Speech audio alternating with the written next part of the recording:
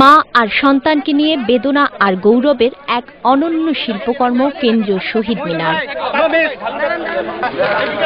সজল চোখে মা আয়েশা ফয়েজ যখন সেই শহীদ মিনারে, ছেলে কাজলের তখন শহীদ বেদিতে কফিনের ভেতর গভীর ঘুম।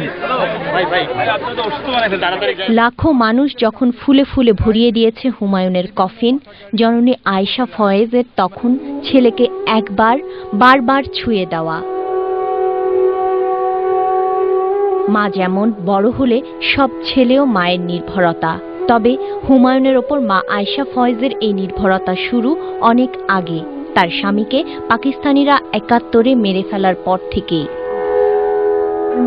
মা চেয়েছিলেন যুক্তরাষ্ট্র যাবেন, সুস্থ হুমায়ুন আহমেদকে নিয়ে ফিরবেন দেশে, কিন্তু ছেলের কাছে যাওয়ার আগেই জননীর কাছে সন্তানের অন্যরকম এক প্রত্যাবর্তন।